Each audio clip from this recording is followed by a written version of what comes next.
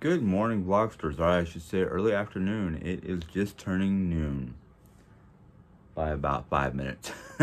um, Before I even start, I'm just gonna say it. I'm going to apologize ahead of time because I have a feeling this is going to be a long vlog. I have not done this in about a week, mostly because of just my busy life.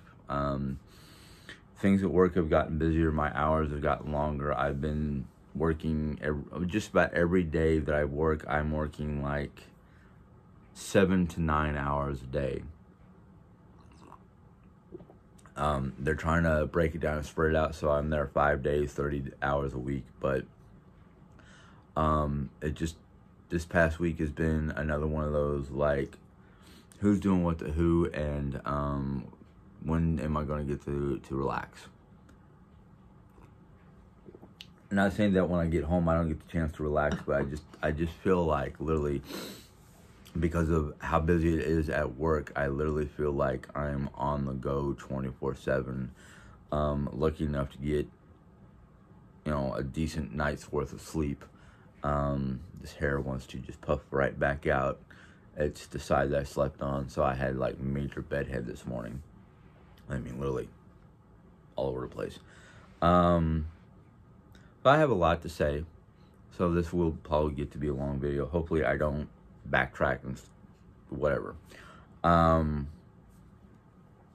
first thing the first thing that happened this morning, let's just talk about this morning. This morning, the first thing that happened was I woke up at like 7 o'clock or so. I don't know what woke me up. I woke up. Most likely the need to use the restroom. And I went back to sleep. When I get broken sleep, sometimes I don't feel like I sleep, but sometimes I feel like it was just like I had a good nap, then a second good nap, type of deal. Also, forgive me because it is springtime and Mother Nature's going a little nuts. So my allergy. But I had a handkerchief. Oh well. My sinuses are going a little wonky this morning. Mostly just sinus irritation. Nothing in the throat or chest yet. I hope I hope that doesn't happen, because every time that happens, it just makes me feel miserable. And darn it. Forgive me for my hair. I will be playing with it off and on because it wants to puff out. That and a factor, I need to wash it. It's been a couple days. But yeah, I woke up this morning. I woke up this morning at 7. Oops, I'm doing it again. I woke up. Then I woke up again at 11:30 because my phone was vibrating. I have it on silent mode until I wake up, then I turn the ringer back on. But it was work calling. And I was like, oh man, why are they calling me on my day off? Can't I have 2 days off? It wasn't to come in. It was to forewarn me that my hours had changed for Saturday. Because my hours for Saturday was 11 to 4. But one of the night people called to say that they needed the day off, which is kind of like last minute. So my Saturday hours went from 11 to 4 to 3 to close, which is 10 p.m. So I'm basically going to be working 7 hours instead of 6 hours. So it's 1 extra hour. No, 5 hours. So it's 2 extra hours. Whoop-de-doo. That will take me over 30 hours though. So it's kind of like, oh, yay. Fine. The only issue I'm gonna have is one of the people who works Saturday nights, I'm not exactly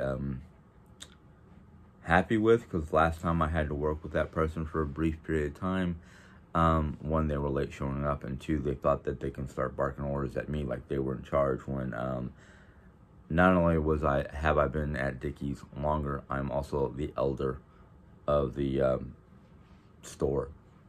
Literally, I think I'm the oldest person. I don't think Randy might be about my age, but I'm not 100% positive how old he is. So, good thing is I will be working with Randy, who is a GM, and I am pretty sure Randy will back me up if I put this kid in his place verbally. Not hostile. I won't be hostile. I'll just be very verbal about it. But anyhow, work has actually been getting better. There are some times where I just kind of go, what happened the night before? Why is it that the crew the night before couldn't get certain things done? That's probably something I'll end up walking into tomorrow, because I work tomorrow 10 to 3. I do believe it's 10 to 3, 10 to 3, or it's either 10 to 3 or 10 to 4. So if I don't have to go back to work until Saturday at 3 p.m. after tomorrow, and I get off at 3 p.m., I have literally 24 hours of no work. Which would be great, because then I will be able to do a morning vlog before going to work. Excuse me.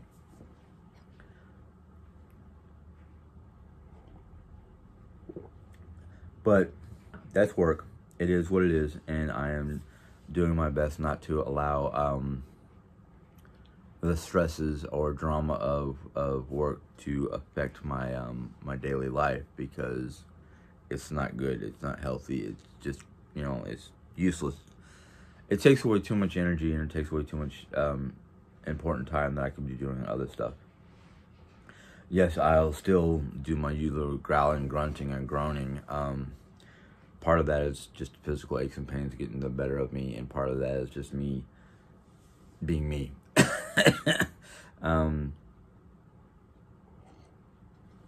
That's the bulk of the energy I'll give my job nowadays, is just growling, grunting, and groaning. I won't give it any words or any other airtime.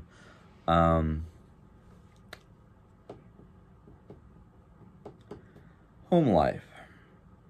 Home life is interesting, because yesterday we both agreed we weren't going to do any like heavy duty stuff. We did laundry. We went out and got food. That's about it. We spent the bulk of the day kind of relaxing and enjoying time together. We watched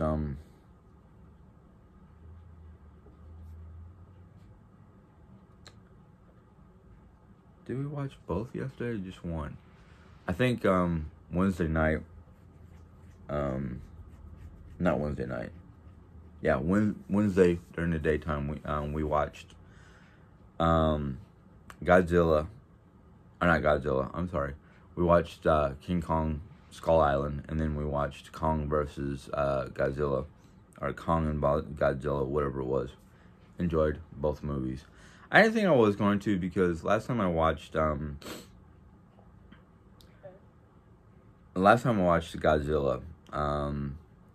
it was a good movie, but there was just a lot of it that was kind of like, too much CGI.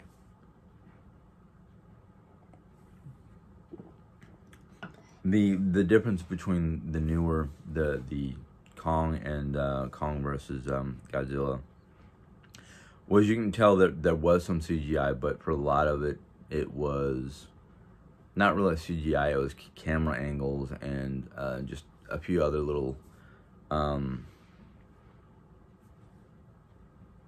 movie magic, basically. But you can tell that King Kong was somebody in a very well done gorilla outfit. Same with Godzilla. Godzilla looked like some combination of CGI and somebody in a costume. Almost like the original movies back in the 60s and 70s, where you can definitely tell that was somebody in a costume, just because of the way it wrinkles and whatnot. But with modern day technology and modern day costume making and whatnot, you could barely tell it was a costume until certain events happen. I don't know why I break down the movies like that, because if I can tell it's CGI or makeup or a suit, a bodysuit of some sort, I can tell the difference. That's probably one of the reasons why I'm more interested in TV shows or movies like action drama, really, really good science fiction. Not a big horror fan, not a big rom-com, as my wife calls it. I like, not that I'm a typical guy where I like nothing but action movies. I've watched a couple romantic movies that I'm like, that was nice. I won't watch it again, but it was a nice movie. Like Sabrina, Notting Hill, First Night. Now, that was a good one. It was a combination of romance and action. I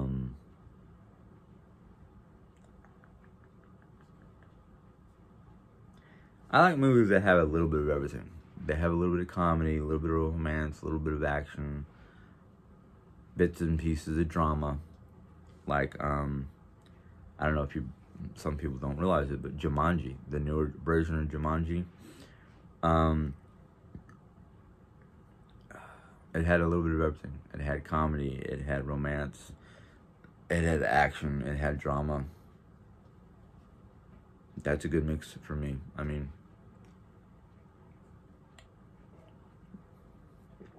I think any really good movie needs to have a little bit of everything. It cannot be all car chases and fights and whatnot. There's got to be some kind of comedy or some kind of romance or something to like break it up so it's not just total action. What was that one movie that I saw that it had some laughs in it and it had a little bit of, heat, so to speak? What am I thinking? Fast and Furious, Shaw and Hobbs. Shaw and Hobbs, not Sean. Shaw and Hobbs. I thought I had a little bit of romance and a little bit of comedy in there. But I'm into dark humor, so, yeah.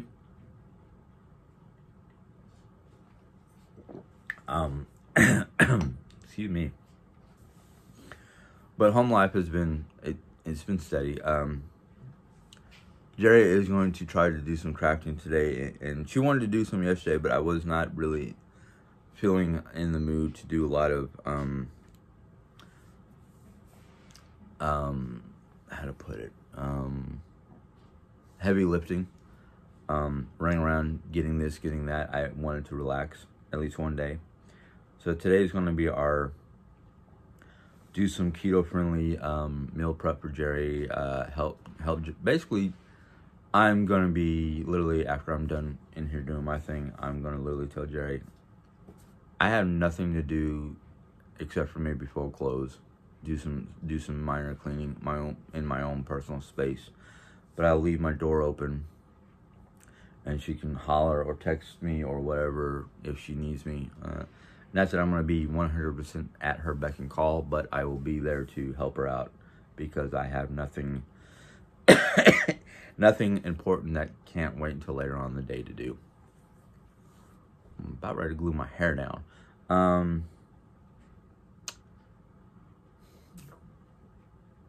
What else was I going to talk about? Oh. I know usually when I open my videos in the morning time to greet y'all, I usually tell you the day of the week. It is, oops. No, it's not April 00. I don't know why I did that, but it is Thursday, April 1st. We all know what that day is. April Fool's Day. Don't know what started that holiday. Don't know where it comes from. Or what. But April Fool's Day, April 1st, is a day of practical jokes and whatnot for a lot of people. A lot of people want to play practical jokes. I'm not a big practical joker anymore. I've had my fill, my share.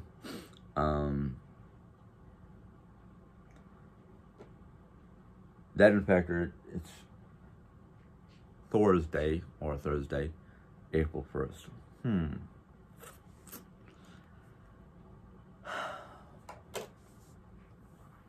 I can think of all kinds of things that seem a little funny in my brain, but not everybody thinks the way I do, let alone has the same humor as I do. I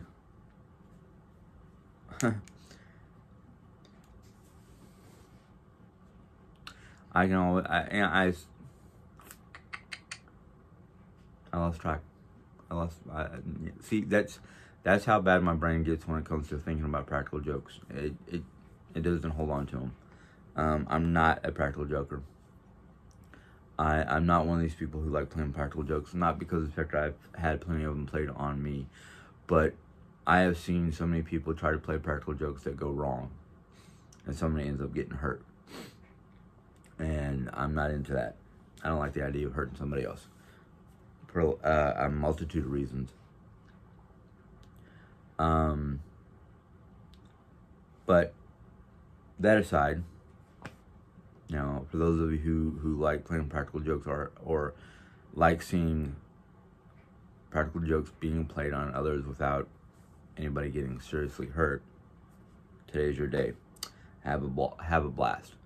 What I want. Right. I feel like I'm getting a case of Tourette's, but I don't have Tourette's, and I'm not making fun of people who do, because I know a couple of people who have Tourette's, and some of them it's really difficult for, because people just kind of look at them like, "What's your problem?" Other people go, "Oh God, this person just got potty mouth, foul mouth." Tourette's can show up in various ways, from just making certain sounds, jerking, clicking. Others they get a case of Tourette's and they just start cussing like crazy. I know a person I watch I've seen them on TikTok, and hers is a combination of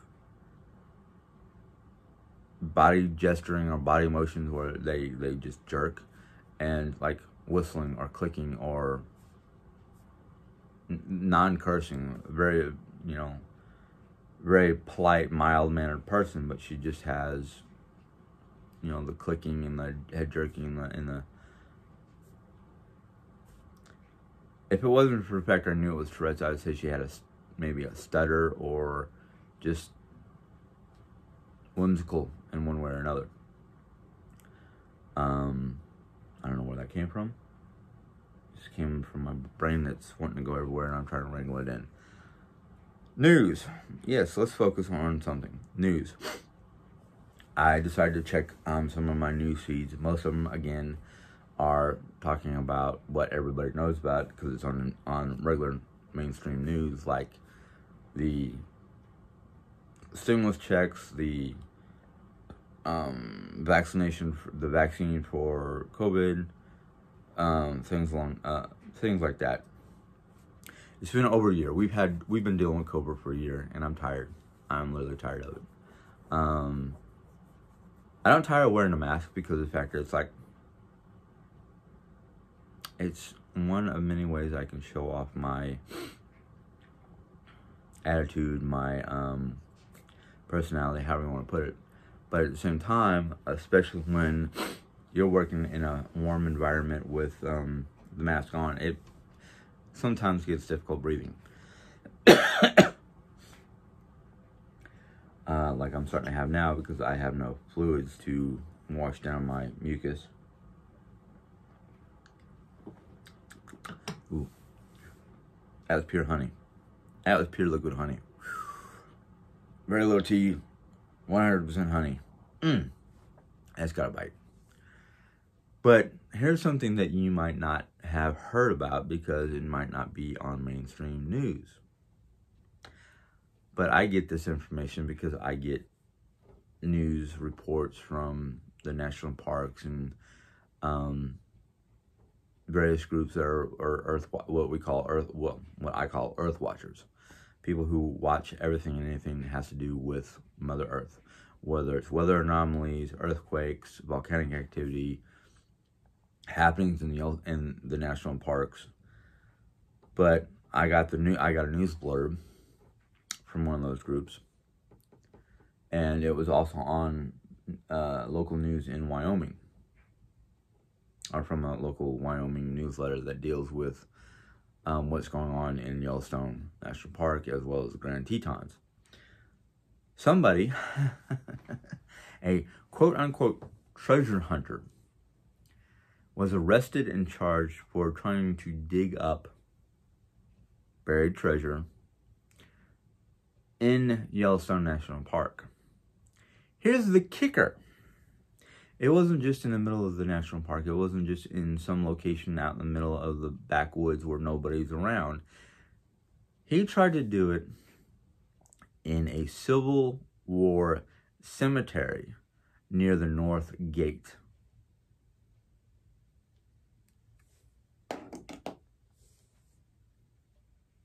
I have two problems with that. One, you're in a national park which is under federal jurisdiction, and it is a no-no to try to take anything out of the park except for souvenirs you bought at the souvenir shops or photos. You cannot remove antlers, tree limbs, rocks, or anything that's basically part of the land. No hunting, no poaching, which is hunting, no treasure hunting, no antlers, no animal products, no geological products, no sulfuric products, no hot spring water, none of that stuff. That's a big no-no, all right? That right there. That's the human physiological aspect of what you're not allowed to do. Treasure hunting, I can understand there's a lot of people still out there looking for the Lost Dutchman and all kinds of other different treasures from around the world that are mysteries. What I call mystery treasures. But to dig up or attempt to dig up treasures in a cemetery or a burial ground or a sacred site such as a burial ground,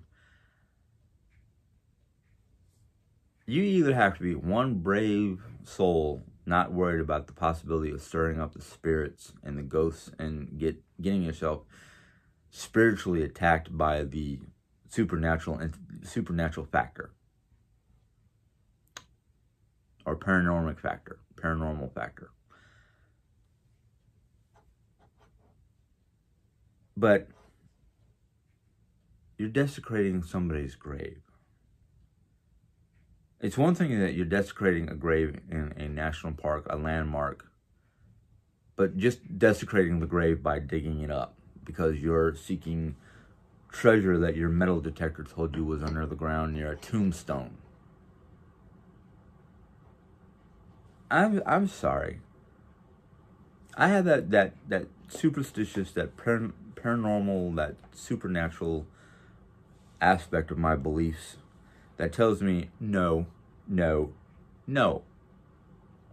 Now, I used to be, before I read certain books, very, very paranoid about living or being anywhere near a haunted site. Like, I want to go to St. Charles, Missouri, which downtown St. Charles, I think it's St. Charles?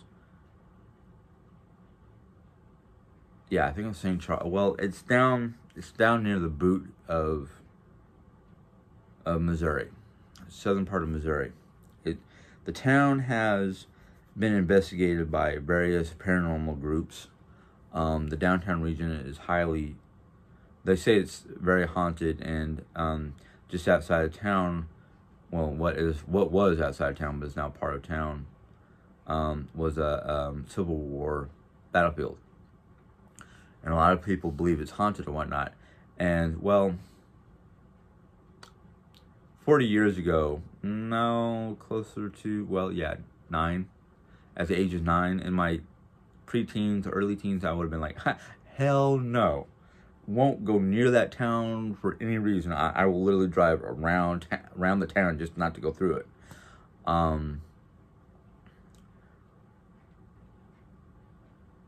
I never had an experience, not a supernatural, a paranormal experience until my teens. And it was about the same time I was reading a lot of different books about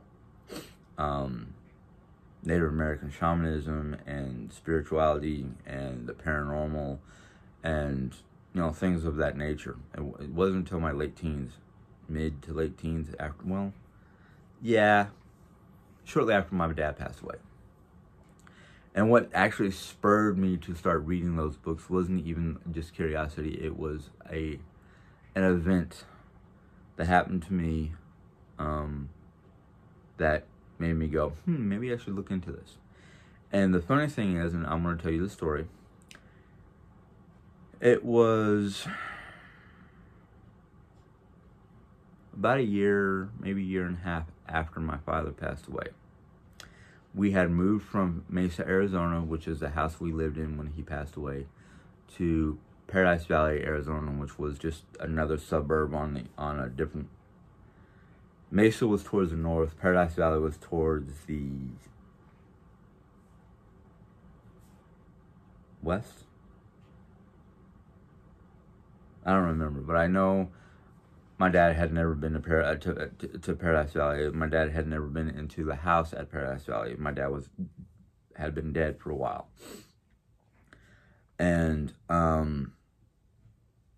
I was laying in my bed, and my bed was what was called the captain's bed. It was basically the upper half of a bunk bed, and the lower area that the bottom part of the bunk bed was supposed to be, I had a dresser and a writing desk down there underneath my bed.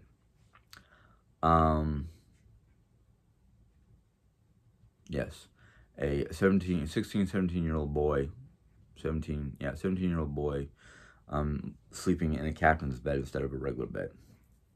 Yeah. I don't know why I wanted that. I just wanted it, and that's what I got.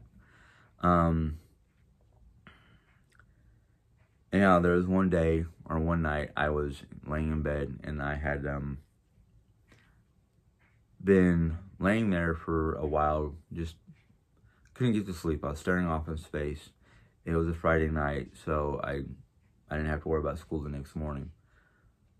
And that night, you know, sometime in between Friday night when I laid down to Saturday when I woke up, and I know I wasn't dreaming. I was wide awake. Excuse me for scratching my nose, but it's very itchy. I was wide awake. And I looked towards the end of my bed. And at the end of my bed is the closet to my closet door to my walk-in closet, and I had a life-size portrait of John Wayne from his El Dorado movie. And I was laying there and I started staring at it. I'm like, man, I'm having the time. I was miserable. I was sad. I was going through a lot of different emotions and whatnot, because by that time I had Grandma April, my mom's Aunt Helen, my father, and my Aunt Kay, my father's sister, passed away on me within a year and a half time span. Within a year and a half time, I had 4 people pass away. But I was laying in my bed. I was just looking at the John Wayne picture going, man,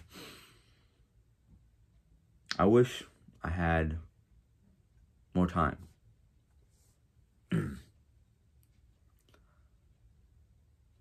But I was laying there, and I know that my thoughts were everywhere. But I remember, I don't know if I closed my eyes or just blinked. But I had blinked a couple times because I was looking at the John Wayne poster. And the funny thing was, as I was looking at the John Wayne poster, and my father does not look anywhere near like John Wayne. No, I can tell you that much. I would know the difference between John Wayne and my father if the two of them stood together in a look-alike contest. first off, I don't think my dad was as tall as John Wayne, and two, my father was bulkier than John Wayne. John Wayne's bulk was all up here in his upper torso. My dad's was in his lower torso.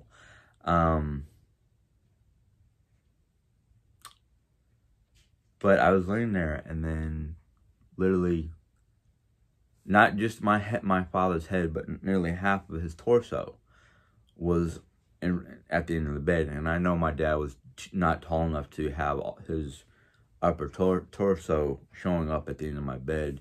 He would have had to been standing on something, or at least partially standing on something.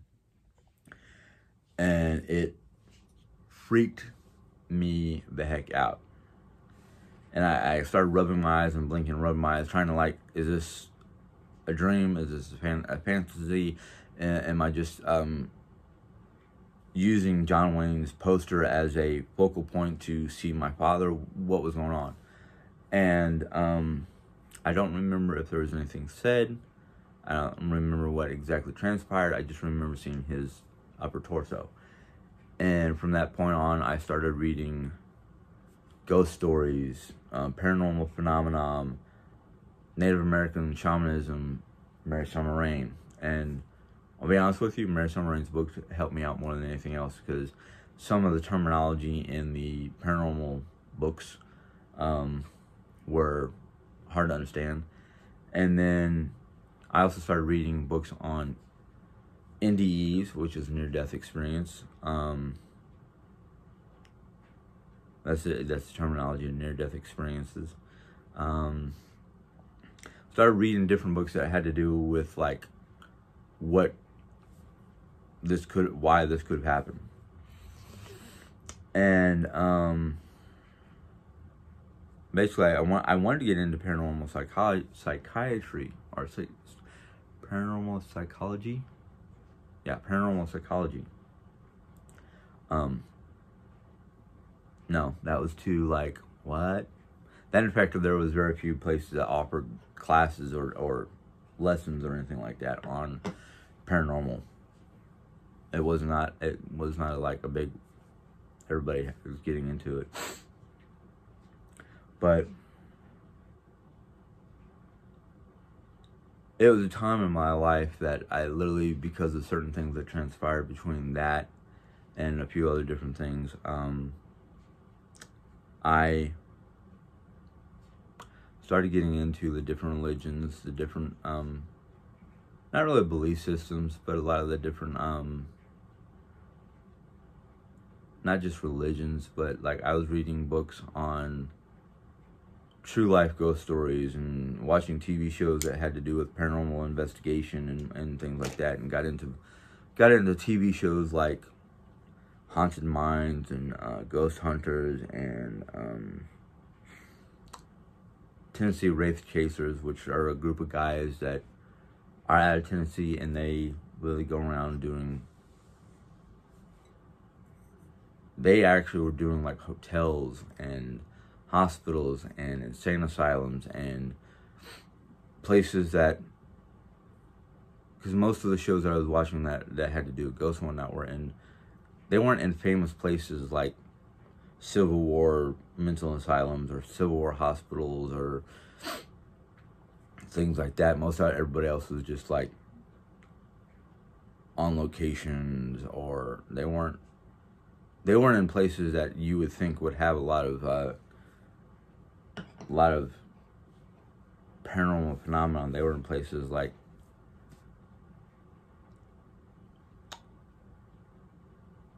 they were the ones that were no, it wasn't the Tennessee Wraith Chasers down there in St. Charles or St. Clair or wherever. I think it was St. Clair. I don't know. I have to look at the map. But I didn't even get into those shows until after my own personal experiences. I mean, my dad was one thing, because I mean, psychiatrists and whatnot were like, oh, you were just missing your father, and you just had a fantasy of your father appearing. They were just brushing it off as in, it's your depression, it's your psychological stance because of your depression. And I was kind of like, no. Knowing my father the way I knew my father is, he's dead.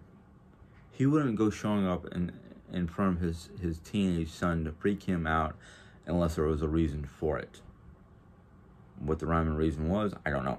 I still don't know to this day. But okay, say the psychiatrist was correct on my father. But what about the experience in Yellowstone National Park in the Mammoth Hot Springs Hotel, the 4th floor, which they don't allow guests. That whole floor is basically a non-guest area. They only send workers up there to keep it clean. Nobody stays up there. Literally, they know from all the past experiences of guests who have stayed up there and basically wanted to be moved to a different floor or different part of the park. That in fact, when you got 6 people up there exploring it because somebody said it was haunted, and we were able to sneak up there and get up there without any problems, and have literally every one of us have an experience in one form or another. That's a mass. What are you saying? That's mass psychological problems. Everybody had the same. No. Then there was me, Mom, and Jerry, and I'm the one who experienced it, but Mom and Jerry were there with me when I experienced it. The whole incident where we were in Pennsylvania at the Mammoth Battlegrounds in Pennsylvania. I think I've told you guys this story before, but we were driving along the edge of the battlegrounds, getting to the area that you can go visit. And I had a paranormal experience where I literally smelt gunpowder, heard cannon fire, heard musket fire, heard people screaming in pain and agony, and just literally feeling like I got shot in the shoulder by a musket ball. No, I'm sorry. And I read books that certain psychiatrists, certain paranormal psychiatrists have literally said that there are certain people who are very sensitive to the supernatural, the spiritual realm, that they can literally feel displaced and feel like they're in that situation where they're experiencing what the ghost or the haunting was, or what caused the haunting. And maybe I'm one of them. I don't know. I actually heard somebody say that there's a test. And basically what the test is somebody, you close your eyes, and somebody rings a bell. And you keep your hand up until you stop hearing the sound of the bell. And the longer you hear the bell, way after the bell had been literally stopped by the person ringing it. Basically what it was is, the story goes, a classroom of teenage high schoolers was sat in a room, and the instructor told everybody to close their eyes. And he said, once you hear the bell ring, put your hand up. When you hear the bell stop, put your hand down. And he rang the bell, everybody put their hand up, and he literally put his hand over the bell to shut the bell up so it would stop ringing. And only 2 people out of the whole classroom of 20 still had their hand up. That's one of the ways that they test for not precognitive. I forgot what they called it, but it was one of 3 different ways that they tested teenagers to see how sensitive they were to their environment, basically sound, smell, and what was the other one? Sound, smell, and vibration. Now, I don't remember how they did the vibration test.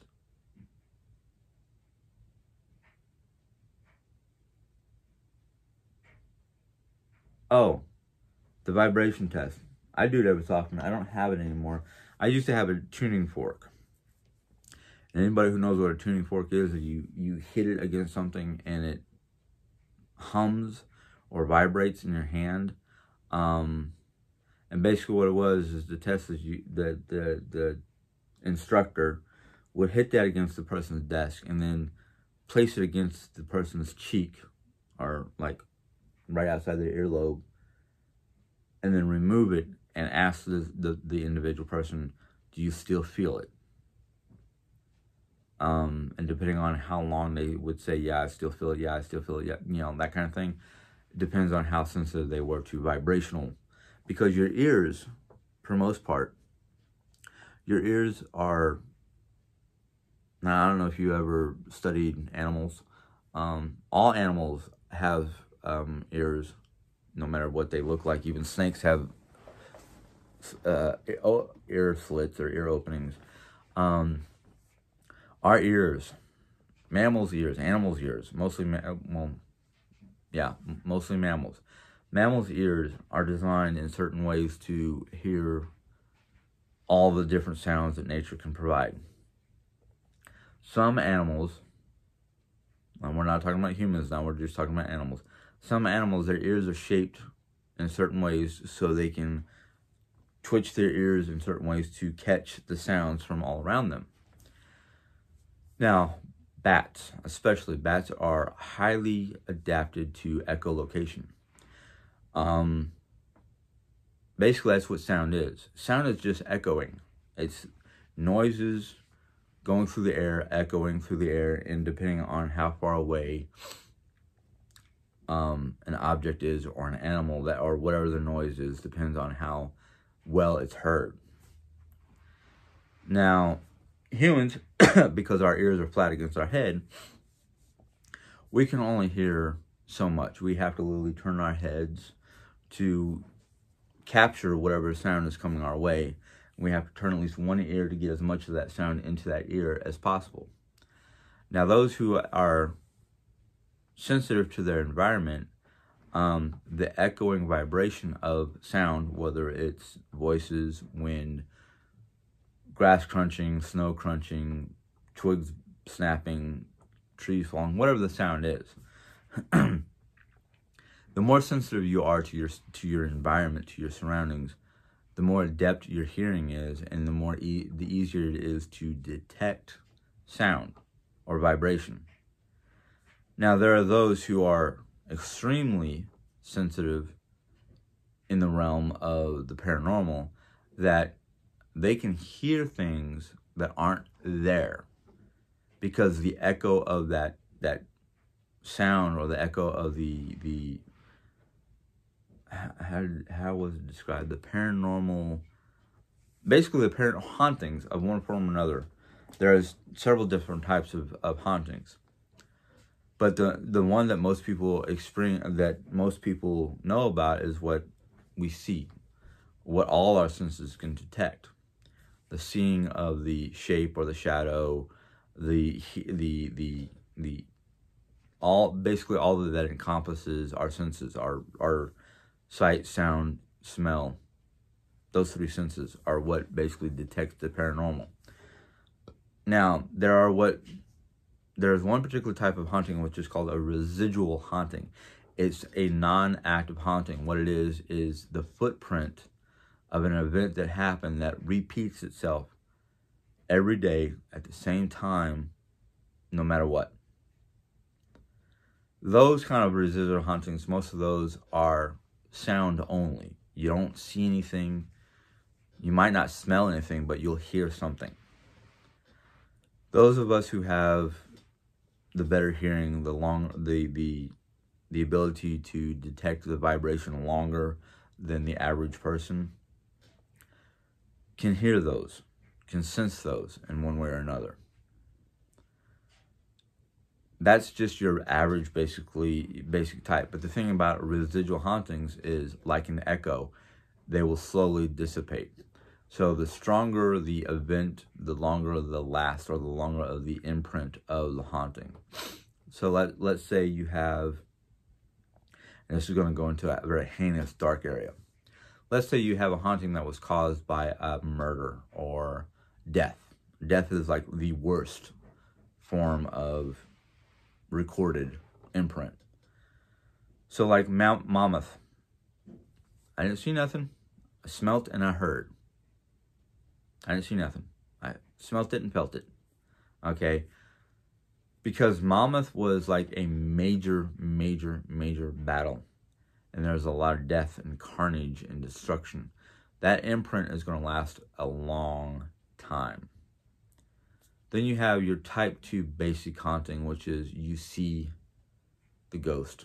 You might even see the actual face or the image, or instead of just a shadow or a weird blocking of light in a room. That's your basic type 2, what I call type 2 haunting. And it's basically you see the person, might even be able to see the event of what caused the person's death. Now, natural death, a lot of times natural death does not leave an imprint, but if it's a natural death and the person who was dying did not want to go to the other side, follow the light down the tunnel type thing, their spirit is left behind. Now, sometimes the spirit that's left behind is just lost. They're lost, they're confused, they're dazed, they don't know what's going on, they don't know where they are, they don't know why they know they don't, sometimes they know they don't belong, but sometimes they don't know they belong, and they just stay wherever they are. Then there's the worst type of haunting, a full-blown poltergeist. A poltergeist is basically a spirit that did not go down a tunnel, full of anger, hatred, despair, confusion, all the raw negative emotions, and they wreak havoc by displacing things off, knocking things off your, the really bad ones are destructive. They literally try to destroy and harm everything around them.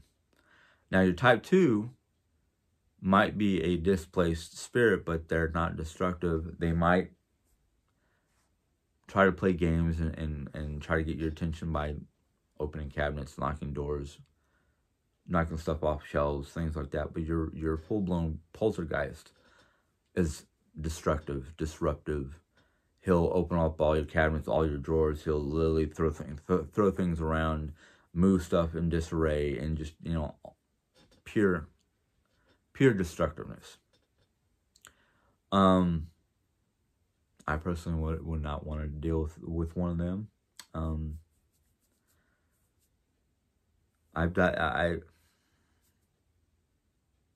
The hotel at Mammoth Hot Springs was a type 2. And it was just, I had dealt with type 1 and type 2 in Yellowstone. And most of them are just like displaced, thinking that they're still living their life, stuck as a child, stuck in a hospital bed. A lot of times, spirits who are stuck in limbo, basically, sometimes it's their own personal reasons. Sometimes it's something totally different. I know of 2 people who dealt with that kind of situation, and basically what it is usually there's an entity within the building or within the area that is forcing them to stay there to basically be his puppets, drawing in unsuspecting, unprepared people and trying to siphon off energy off the living who come to investigate.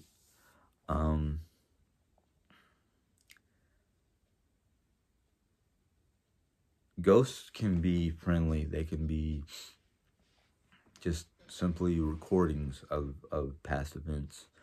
Sometimes they're just lost souls who were conned or talked out of going into the light by a more powerful entity that wants them to stay there for whatever reason.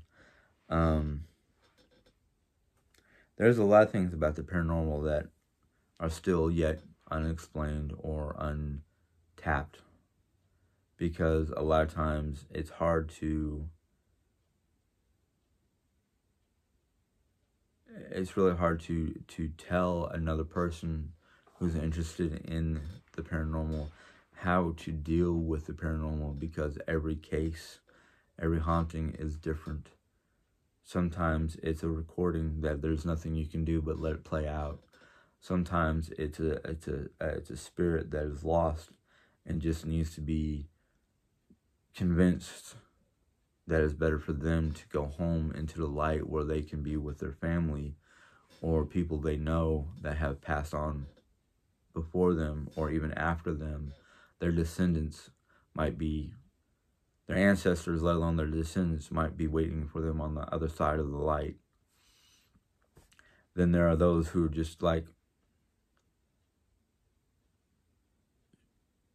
I don't believe in exorcism, but short of an all-out exorcism, there are those entities out there that you need to have some powerful defenses, both physically and spiritually, to deal with the bad ones. Sometimes it's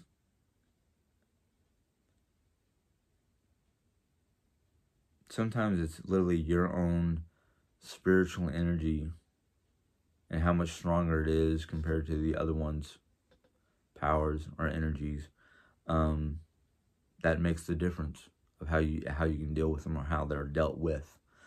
I've heard stories of people going into haunted locations and being chased out because they weren't strong enough, and then the same location having somebody who is warded in one way or another and has stronger spiritual energy and can walk into those locations and clean it up, so to speak, and come out unharmed, unafraid, undamaged. The idea of dealing with the supernatural is intriguing to me, but it's also one of those things that I'm like, I know that there are just certain realms of existence that I won't even try to understand, let alone dabble in, because I have enough issues with my own personal self-doubts and struggles and whatnot, that my energy, because of those thoughts and those struggles and doubts and whatnot, are just candy to something stronger than me.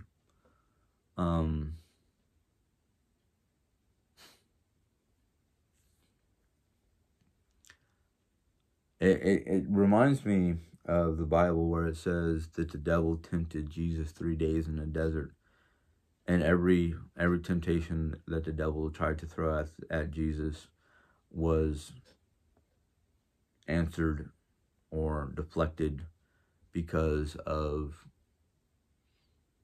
what Jesus knew.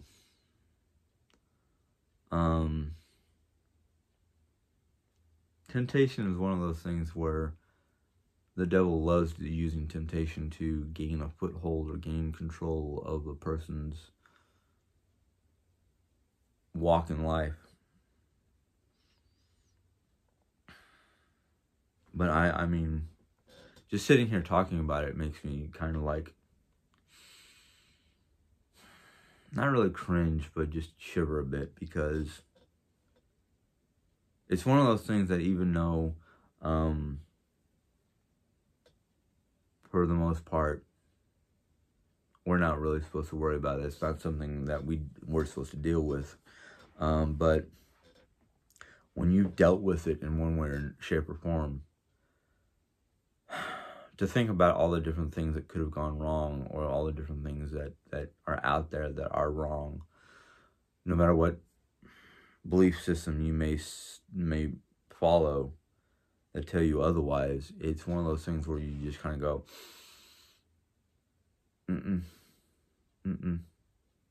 I know I'm not supposed to worry about it. I know I'm not supposed to believe in it. But when it's been there in your face, you kind of wonder. And me being the person I am that likes to research And I researched and researched and researched, and there's nothing that I found in the Bible that says that it's not there, that we're not going to have to deal with it in one way, shape, or form or another. I mean, yeah, there's a lot of people sit there and go, well, the Bible says deny it. Well, yeah, you can deny it all you want, but when it's in your environment, it's in your life in one way or shape or form. How you can? It's like saying, how can you deny the image in the mirror? That in factor, doing all the research I've done, I know, because of various different archaeological groups and theologian groups and all the other different groups that sit there and go, there are books and pages and chapters and whatnot missing from the Bible, from the original Greek Aramaic translations.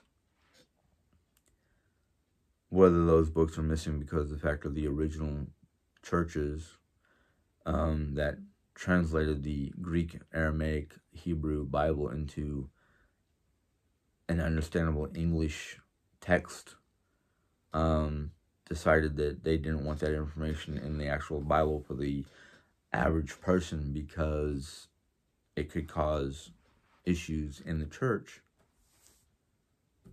Well, yeah, that was hundreds of years ago. What about nowadays? What did they do with the text that they didn't translate? I am pretty sure it's locked up somewhere in some vault of some sort, whether it's locked up somewhere in the Vatican or locked up somewhere in the English Catholic Church. Don't know. Thing is, I know that there's missing information. They've deciphered enough of the first Dead Sea Scrolls that they found back in the 80s, or was it 70s? 70s or 80s, and those people who researched it, some of them have come out and said, yes, there's information that is not in our modern day Bible. They didn't say what. I don't know if that part was hushed up or what. But the world today is opening up in such ways that cannot be denied. And I'm one of those people who go, I didn't learn about this as a kid. This is stuff I'm learning as an adult. And there are certain areas that I can literally say, yeah, I kind of saw that coming because of the fact of what we've been doing to the planet.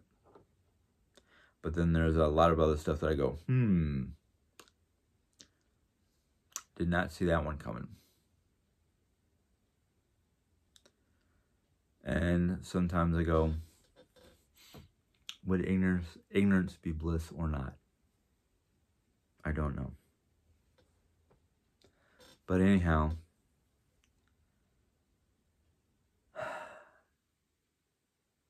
this has been an hour-long video, and I do believe I did warn you about that. So I will say sorry, not sorry, because I knew it was going to be this way. But anyhow, if you enjoyed this little vlog, April Fool's, it's not little. That's about the closest I'll get to an April Fool's joke. If you stuck with me and watched the whole thing, listened to the whole thing, thank you very much. Give it a thumbs up if you liked it. If you have any questions or comments, go ahead and put it in the comment box. I'm hoping I'll get a lot of questions, maybe a lot of comments. I will deal with them. I will view them and do I will try to view them and get to replies. If you're new to my channel and you enjoyed this particular vlog, one, I will tell you this much: they're not always going to be this long, not always.